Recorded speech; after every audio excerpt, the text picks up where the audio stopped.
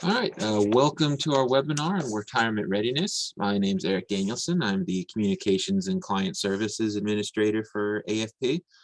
We are recording this webinar and we'll be recording future webinars as well.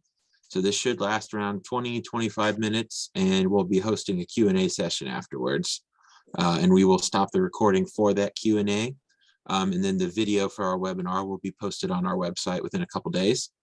And in order to make sure this runs smoothly, we've muted your mics and disabled your video until the end of the presentation. If you have any questions during the presentation, feel free to type it into the Zoom chat. So to enable that, you just click the button there that says chat. It'll open the chat window, and then you can just type in any questions that you have. Once we're finished, then we will unmute people and allow anybody that has a question to ask one. And if you have any questions that don't get answered during the presentation, you can just shoot us an email or give us a call afterwards. And same thing if you have suggestions for future webinars as well. So with that, I will hand it off to Bob and Terry. Thanks, Eric, and welcome to E3 Financial Fridays. Our purpose for doing these is really just to educate, to explain some concepts, and maybe explore some issues that are being presented to us. So the other thing I do want to mention is that my dog, our really part-time employee, is in the office. So if you hear something barking, it's probably him. So Tucker is roaming the office. So just want to give you a heads up on that one. Well, our topic for today is retirement readiness. And I don't know, Eric, if you can advance the slide. Thank you. And what we're talking about today is really, what do you need to do to get ready to retire, and where do you begin? And we really think that this topic has to start with a conversation. And the conversation initially is going to start with you, an individual, to start processing some of the things that you are thinking through. In other words, what do you envision yourself doing in retirement? And you're just kind of thinking through some ideas here. What are some things that you feel you would like to do? What do you want to do with your time? Do you want to travel? Do you want to spend time with family? Do you want to spend time with grandchildren? Pursue hobbies that you put on hold? Volunteer work? Maybe sometimes people want to go back to work part-time. So this is kind of just really gelling some thoughts here. Where are you at this particular point? How do you envision this time in retirement to be looking like for you? And then the second part of this, obviously, is if you have a partner. So what is your partner thinking? Are they seeing the same things you are? Do they have different things that they want to do? Do they want to go and explore national parks? Do they want to travel around in an RV? So obviously there are going to be some things that you two want to do together, and there may be some things that you don't want to do together, and that's okay too. But this part of it is really the thought-provoking thing, because it's going to shape the vision of what this financial plan really needs to start looking like. So typically we see people starting to think these things through somewhere between, the early 50s or later. And we see people typically retiring somewhere between 55 and 70. But again, not everybody is the same. And that's why planning is so unique, because everybody's situation is going to be different. So once you've started these conversations, been thinking some of these things through, the next step might be to bring in a financial planner and start having some of these discussions, because a good financial planner should be helping you continue to incorporate your vision into your financial plan. In other words, what are you longing to do? What would you regret not doing if you didn't have the chance to do it or had the chance to do it? So the goal is to have the numbers support your vision and not the other way around. Spending the time to have these conversations to better shape what you are desiring is really key. And it's really the first thing that needs to do when we start thinking about retirement readiness. The next step is to take these ideas and to start identifying specific goals with these and your desires as far as what you're really wanting to do. And the more specific we can get here, the better it can be. But again, when we are exploring these kind of things, and as an example, you might take a vacation home. If you're saying, I think that's something that I want in my future, then when do you want to do this? Would it be something you want to pass down to grandchildren or your children? Or is it something that you would want to sell at some particular point, a set time? What's the cost going to be? What do you envision that cost to be based upon the location of the vacation home and what you would be doing? Another one that we see is people wanting to travel more. And we've had several clients that have wanted to purchase and have purchased RVs and are traveling around the country.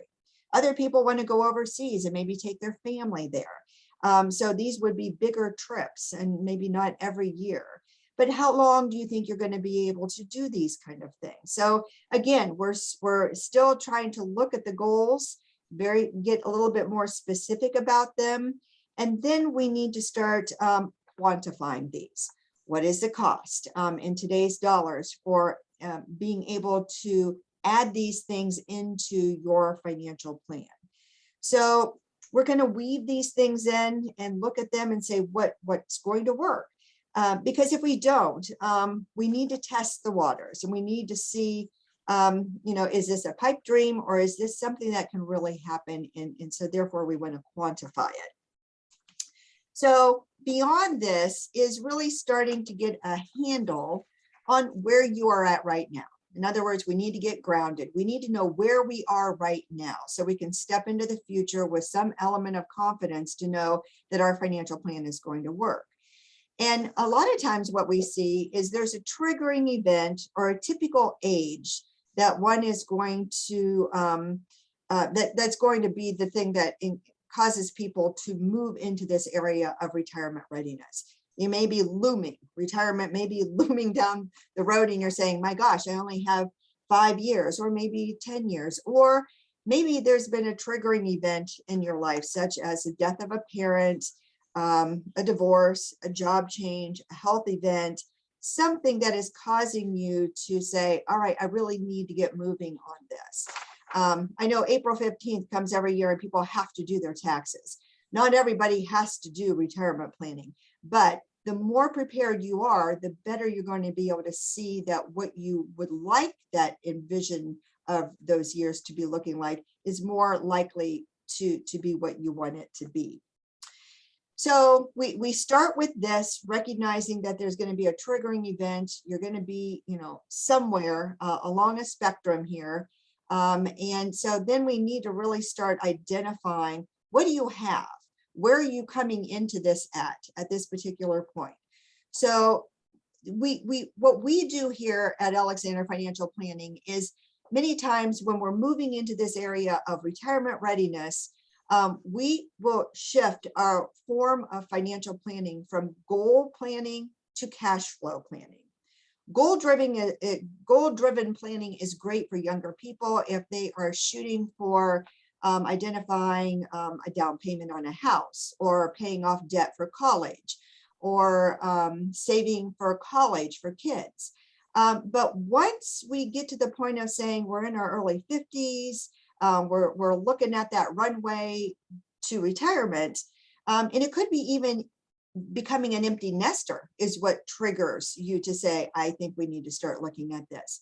But bottom line, cash flow financial planning is different than goal driven.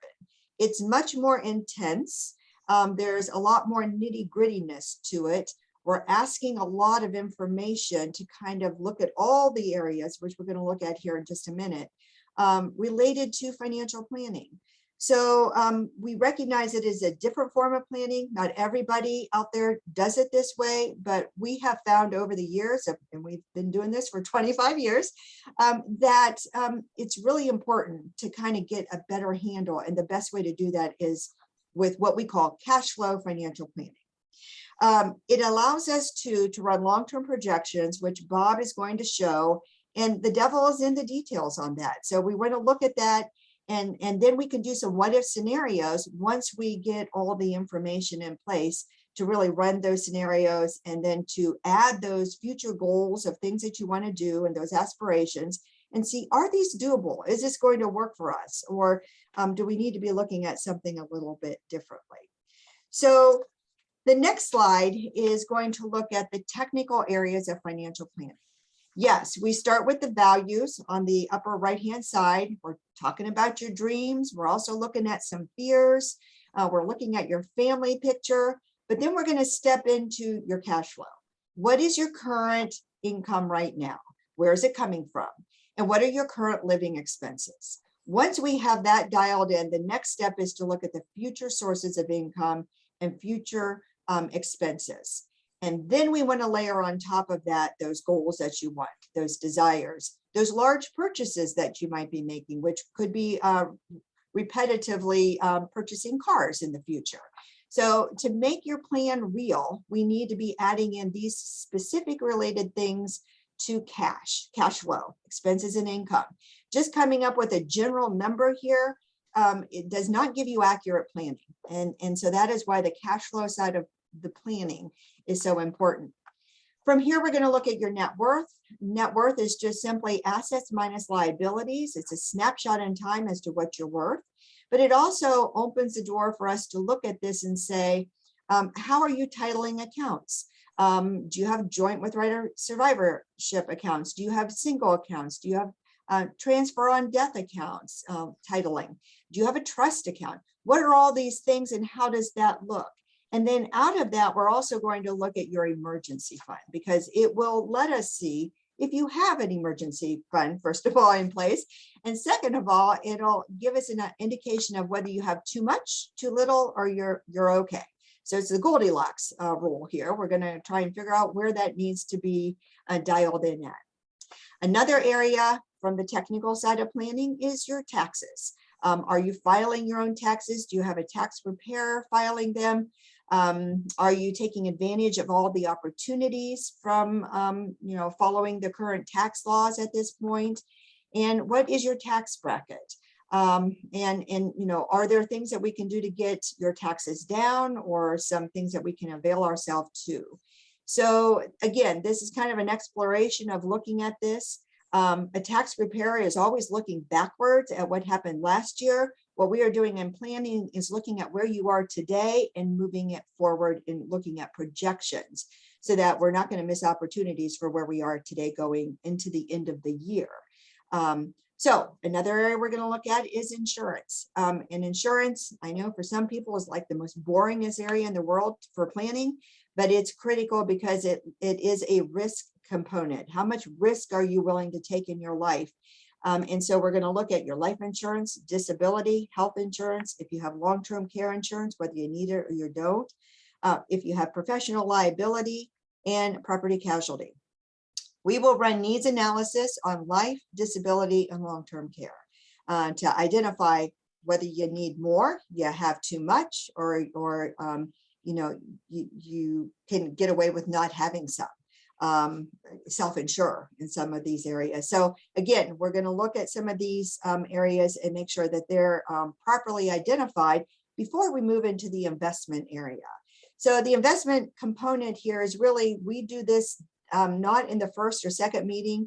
We're going to typically do it after we really know who you are and where you're at.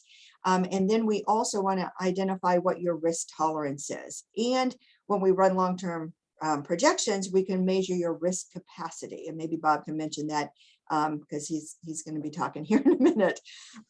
So in the investment area, we're also going to dial in what's your savings rate right now. And then also, given the things you want to do, what should your savings rate be? Does it need to be different than what it is currently? Dialing in on your asset allocation and your risk, and starting to look at some things that are going to impact you down the road, such as the required minimum distributions that start now at age 72. From here, we're going to look at estate planning. Do you have the documents in place? Your will, durable powers of attorney? Do you need a trust? Do you not need a trust? Whom you've named as beneficiaries, and do you have a primary and contingent? So again, this whole area needs to be explored, and potentially we'll send you off to an estate attorney to get those documents put in place. And And then the last area on the technical side is really addressing your picture with your other advisors, such as your estate attorney or your CPA or your insurance agent people. So we want to kind of make sure that we're in sync with everybody. And then it might be a matter of having a family meeting and discussing your situation with your family. You know, that one may come down the road, but it's something that we don't want to forget. So these are all the technical areas of planning that are overlaying some of the things that you would want to do. So from that, once we input all that data and gather all that data and put it into our financial planning software, we get this is our long-term cash flow projection. The graph there on the left shows the income and expenses.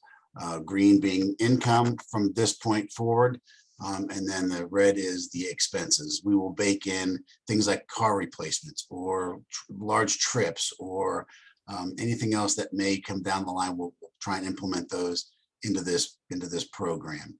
The graph on the right-hand side is your portfolio assets in light of several assumptions that we make in the planning process. We plug in a rate of inflation. We plug in what your investment returns are going to be, what the appreciation on real estate, those kinds of things are all kind of baked into that graph. And this graph shows us how your portfolio assets are going to do in light of your expenses and in light of all of those assumptions.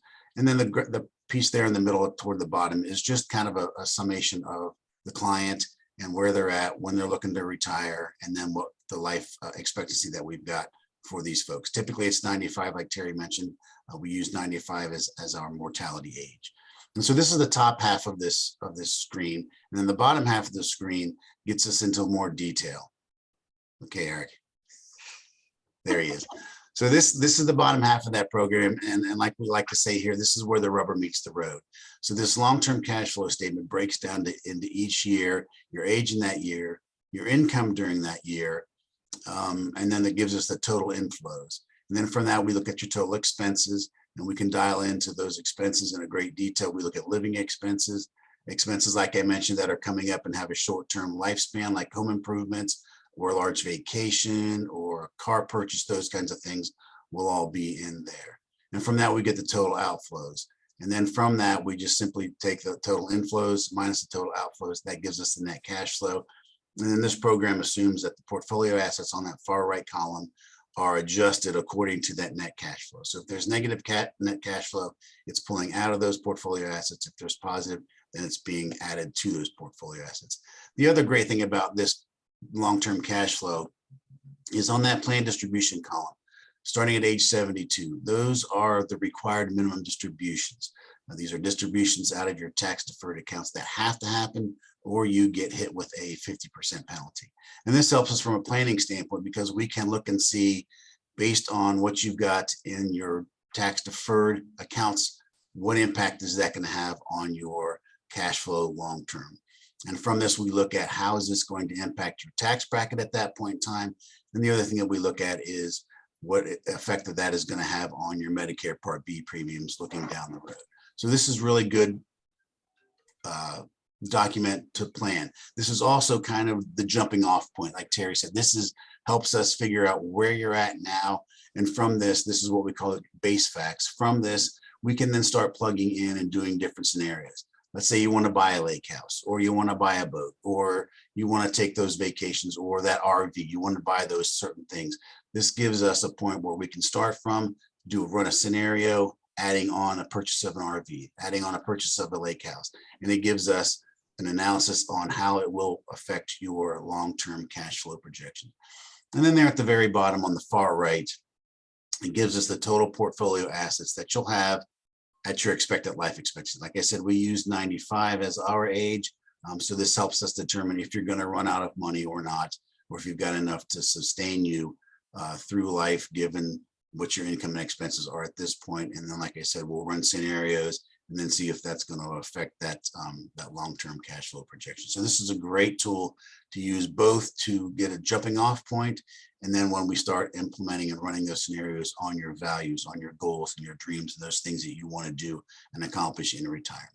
Yeah. And one other thing I would add, if we could go back, Eric, sorry, on that one, is the total portfolio analysis column is increasing at some rate of return.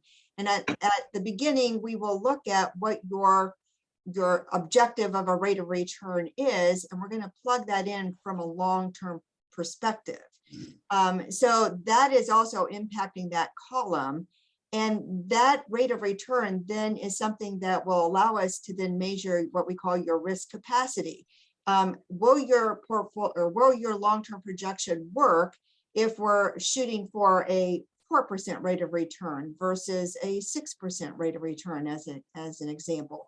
And so this helps us measure and dial in. You may say you don't want an asset allocation that is high on the equity side, or maybe you only want like 30% in equity, but your long-term projection may not support that rate of return. On the flip side, you may be able to say, well, you know, I'm great on risk. I can shoot for the moon, and I'm good with having a higher risk portfolio. And in reality, maybe you don't need to have that high of a risk portfolio. So this helps us also dial that in having that conversation. And this is a conversation around risk capacity, more specifically. So Yeah, and also this is what we call straight line planning. So this program assumes that all the assumptions that we have baked in, like I talked about earlier, are going to happen exactly the way we've got them baked in from now until you hit age 95.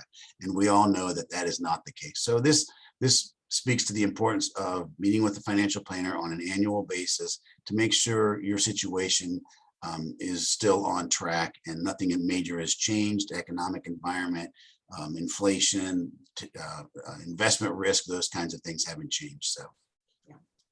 Okay, so there are things we know we can't control. And you know, just as we know, death and taxes are probably two things on that list. But the first one being life expectancy. You know, it is a real unknown at this particular point whether, you know, what our life expectancy will be. Nobody really knows that. And Eric, can you pop up that first one there? Thank you. So, you know, that is an unknown, and that's why we plan to age 95. If people say that their history is such that they are potentially living longer, we will definitely stretch that out. So it really kind of comes back to the person to say, what might that be? The second thing is looking at a significant health event. We obviously can't predict when that might happen and how that could impact people. But given this scenario, if we have a couple, we want to do some what if planning here to say, if one were to predecease the other, what might that look like for the surviving spouse? And so that's also an important one to put into the planning picture as well. The third thing we can't control is investment markets. Clearly, this year, the markets have gone down, and we are sitting currently in a bear market. And so that can have an impact on people's desire of feeling ready to retire at this particular point. But do recognize that these things do have cycles, and we do have to factor that in. So when we are looking at something like this, we will run what we call a Monte Carlo behind the financial plan itself to say, what's the probability if we have inflation at 8% and we have rates of return at a negative 20%, or, you know, over the next several years. So we are stress testing the overall financial plan.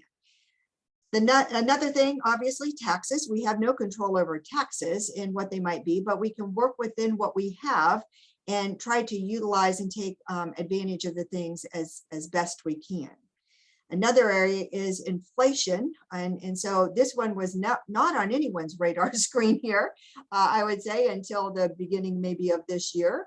But inflation typically has run around 3.5% since 1926. And for the last 10 plus years, we've been under 2% or around 2%.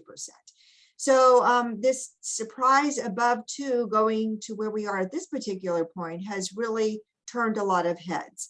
And we know that, but we also know this is not long term. It is short term, but it is having a significant impact on how people are feeling about their expenses today.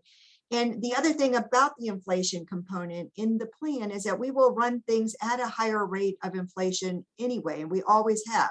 We've run healthcare running at about 6%. It has come down to average more like 5%, but right now that's kind of where we're running it, just to play devil's advocate on some of these expenses that are a part of one's retirement. And then lastly, we're looking at past experiences. We know that we have no control over where we have come from. And so don't beat yourself up over this one. It's acknowledgement that this is where we are at this point, and we have to move from this point forward. So, you know, whether it's the money messages that we've had in the past, whether it's maybe not having been able to make as much income, whatever it is, we just want to acknowledge that that is the past. We're sitting here at the present, and we're moving into the future. So there are some things that we can control to help our situation out kind of now moving forward and into retirement. And the first thing is getting a clear understanding of where you're at right now. And that's why we spend so much time on that cash flow and inputting that information into the software, so we get a great idea of where you're at right now and moving into the future. The next thing that we can control is the savings rate. We can control how much we are setting aside. We can also control where we're putting those that savings at, if it's in a tax deferred account, if it's in a taxable account, and what impact does that have looking long term. The next thing that we can do is help with our spending plan. We can dial in our budget, those areas that we can kind of tighten up our belts to make the plan work or to make it stronger. Those are the things we can do as far as a spending plan, create a spending plan, and what does that look like now and even into retirement. And maybe trying out the spending plan, what it's going to look like in retirement now while you have full income. Figure out what your income and expenses are going to be in retirement and try that out for 3 or 6 months and see what that looks like. The next thing you can do is how your your investments are allocated. And Terry mentioned this in the previous slide, that we can play around with and see what the investment returns, what that impact has on your long-term cash flow projection. And we can adjust that accordingly. If you're comfortable taking more risk or not taking risk, we can adjust those accordingly and control that going forward. Next, we can take advantage of some opportunities out there. Like I said earlier, in the savings rate, we can put money into tax deferred or tax-free investments accounts like Roth IRAs. What impact does that have going forward? We can also look at Roth conversions. When you start taking the required minimum distributions at age 72, and that's bumping you into a much higher tax bracket, well, there's some planning we can do now with Roth conversions to take some of that money off of that tax deferred table and move it into a tax-free account. The other thing that we can do if the opportunity presents itself is health savings account, and then take a look at long-term care insurance and see if that's going to be an opportunity that we want to take advantage going forward. The other thing that we can do is be actively involved in both the financial planning process and all the things I stated earlier is take on that ball. Don't think or linger on what you did in the past. Those things you did in the past are out of your control, but you can, moving forward, take the ball and pick it up and run with it on a lot of these things. And in being actively involved, we can make course corrections. We can start working on our health if we're not comfortable with where we're at health-wise. The money messages are what we grew up with regarding money. What did our parents teach us about money as we were growing up? Was it a good message? Was it a bad message? Was it indifferent? And how does that impact you now as an adult and how you relate to money? The other thing that we can control is habits. We can get rid of some habits. We can take on some new habits and control those as well. So in conclusion, we kind of want to say that financial planning and planning for retirement, getting ready for retirement is both a combination of the technical side where we get all the numbers in place, but the big piece of this puzzle is your aspirations, your values, your goals and the dreams. What do you want to do in retirement? What do you want your retirement to look like? And then once we have that established, then we go into the technical side and make sure those numbers support those goals, dreams, and aspirations. So we really want folks to focus on what those dreams and aspirations are now in this time where you're contemplating retirement, or it may be on the near horizon or a little bit down the road. There's an old adage that I love to say, and Terry's heard it a million times, is retire to something, not from something. Have something waiting on you to retire, whether it's a hobby or whether it's relationships or, you know, spending time with friends or out in nature, whatever the scenario may be. Have something out there that you want to do and want to fill that time up with. Yeah. And our rolling disclaimer,